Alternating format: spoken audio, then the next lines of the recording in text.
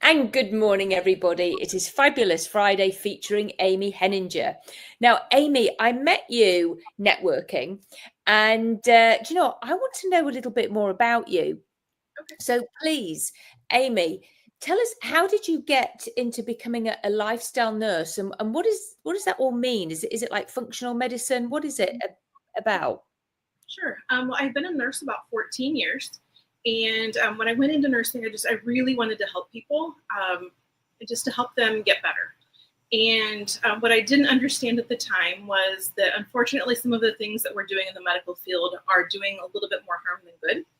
And I began probably about 6 or 7 years ago having some health issues of my own. And I wasn't getting any answers. Every doctor that I saw told me my labs were all normal. They were sorry about the symptoms I was having, and it was skin rashes. It felt like a blowtorch was on my leg. And the longest flare that I had was a full year long. And I ended up at a large research hospital, and unfortunately, the doctor that I saw even told me he couldn't help me. There was nothing wrong with me, and I needed to go. So that left me feeling very, very dismissed and unheard, and it led me to search for other ways to help myself. And through my research, I stumbled into functional medicine. And up to that point, I'd only heard of like integrative, where they kind of mixed holistic health with conventional medicine. And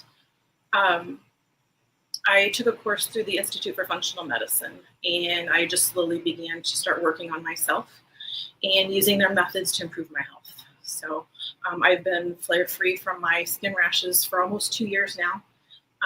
And through the methods, I've even been able to improve obviously other lifestyle things. Like I was able to get out of a dysfunctional marriage. And I relocated to have a fresh start where I could continue to work on myself and begin to help others. Wow. Yeah. And it is interesting, isn't it? Because if there's something not quite right, it affects so many different areas of your life. And it can lead into those anxious feelings. And then I'm not good enough, or I'm a bit, it's like you just hurt physically, and therefore you hurt in other areas of your life. And it was literally coming out. Yes. I mean, my body was screaming for help, and I was trying to do the things that I knew at the time. And unfortunately, those things, they either don't hear you, or the medications they put you on don't help. They tried putting me on some steroids that caused all sorts of other problems, and didn't help. I did a lot of different,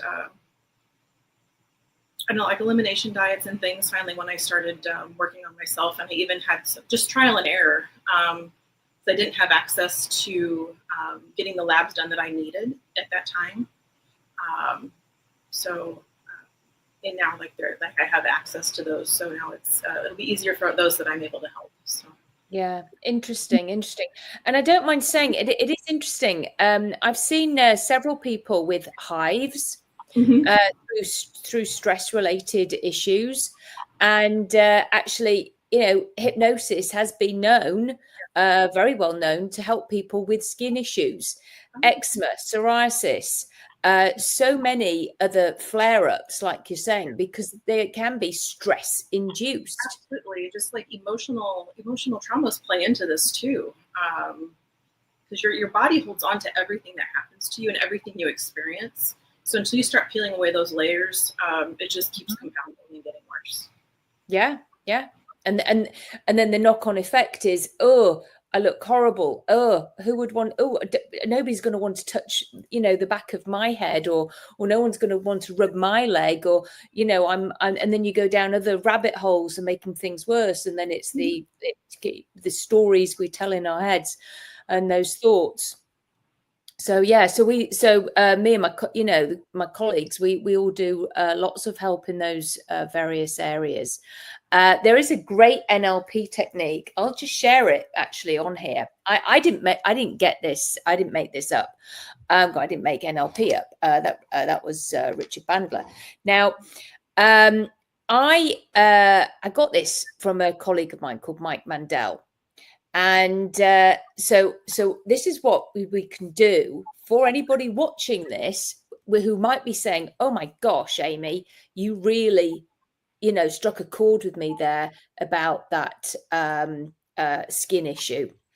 So what we do is I get somebody to put a piece of plexiglass up and imagine that there is you sitting directly opposite you, another version of you on a chair, who has totally smooth skin, who feels really comfortable in her own body, just how you want to be. And so we make the person, fully associate into that. Can you imagine that person? Yes, yes, yes. Okay, so now I'm going to pull the plexiglass away. And I want you to reach out with both arms and pull that into you and feel the integration. Okay. And then I get some people to do this a couple of times a day. I then actually also do it in hypnosis. So they've then got their eyes closed and they're also doing it. And you can feel them because when they're actually in hypnosis and doing it, you can feel them going whoosh, like that. They're making so much more of a thing with it than they are when they're just like pulling it in. But they practice that and over. And yeah, things change. And I don't mind saying within 1 week, I had a lady who said to me, I don't have my hives anymore.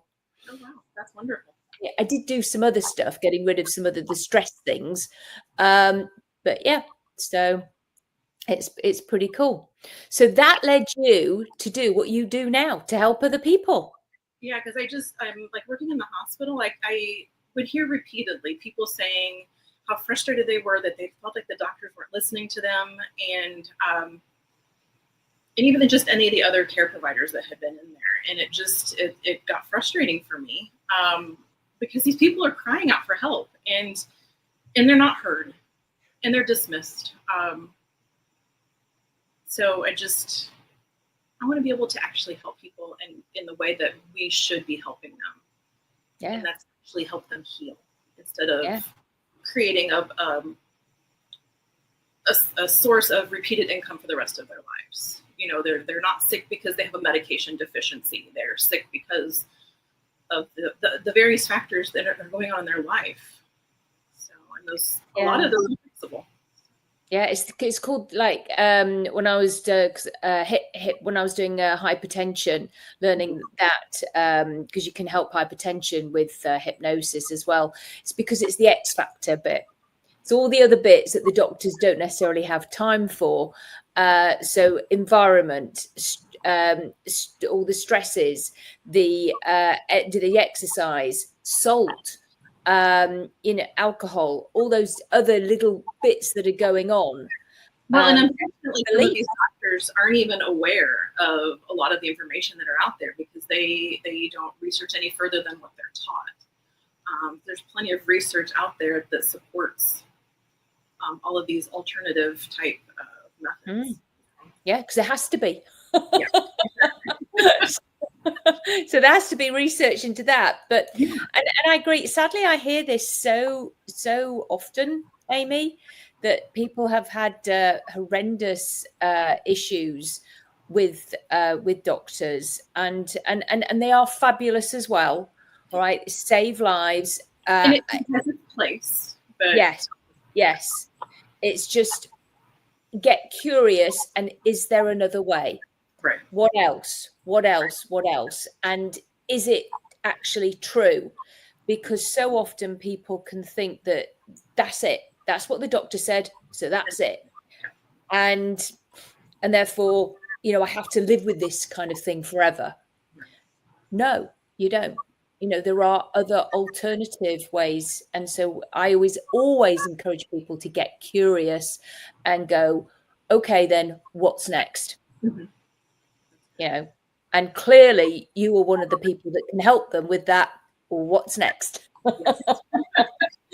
because it's true. People do have to get checked out first by a medical doctor. because it could be something, I don't know, more serious. And something that needs addressed now, because lifestyle factors will take some time before they start to work. So, like seeing a doctor first, absolutely acceptable. But it's when you were tired of being on the medications and really want to do the work involved in healing, and that's where I can pick up and help out. So. Yeah. So how do you go about that? What happens? We just start off with the functional medicine deep dive. So it involves a 2-hour appointment where we just sit down and we talk about absolutely everything that's gone on in your life, and all of your health issues that you've had, and talk about any lab work that you've had recently, and just kind of figure out a game plan of what labs might be good to run to get a bigger picture. So gut health plays into everything. If your gut's not healthy, your brain isn't healthy, and your brain affects everything. So your gut is the second brain.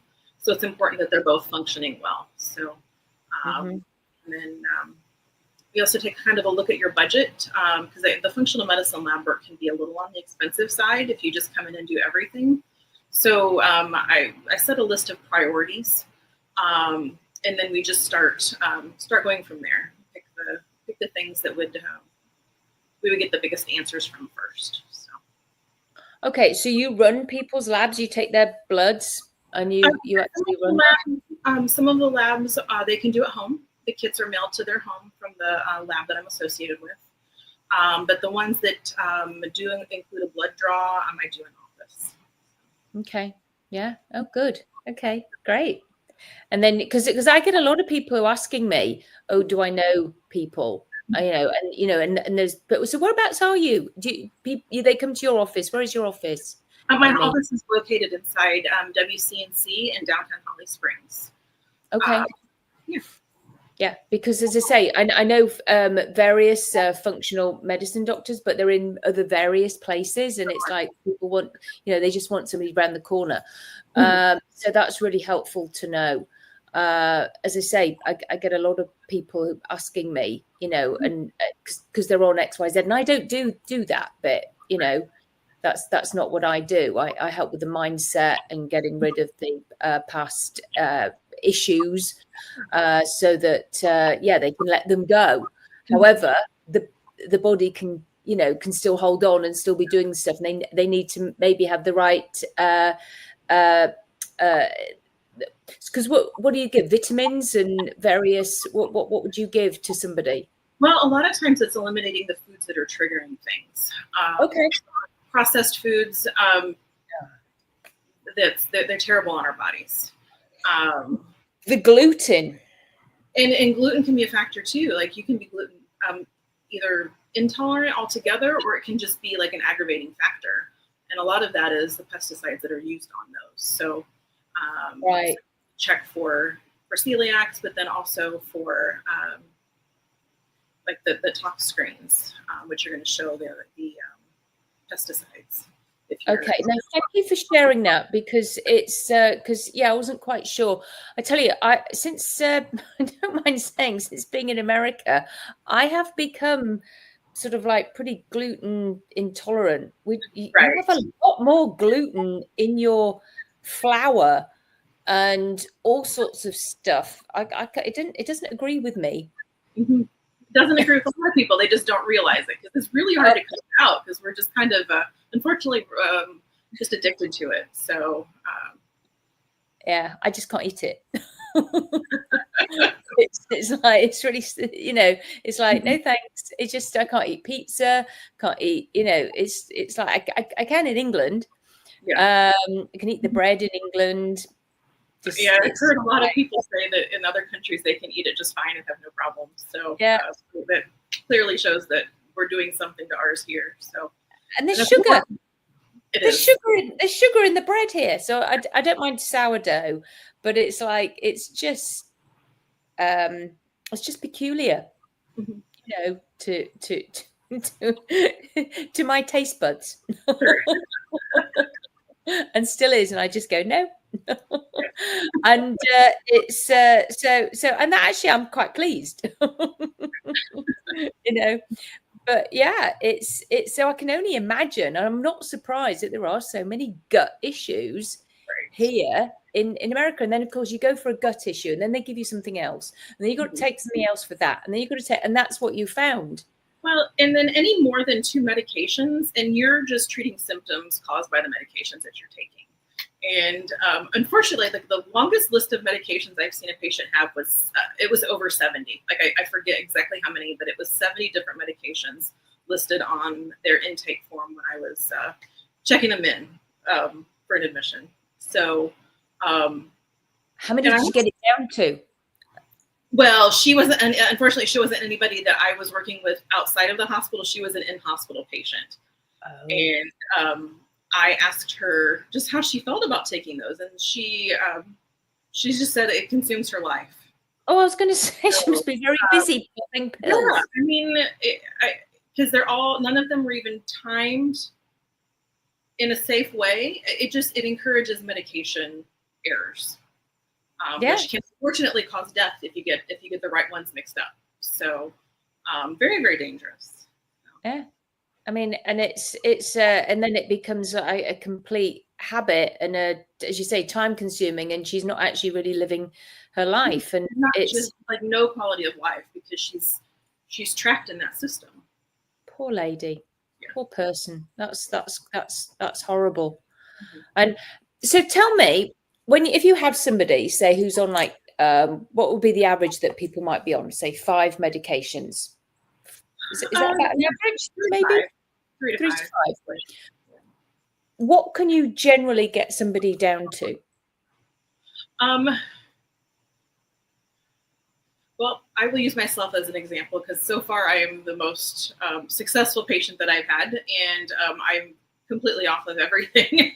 I was on anxiety medications. I was on sleeping pills.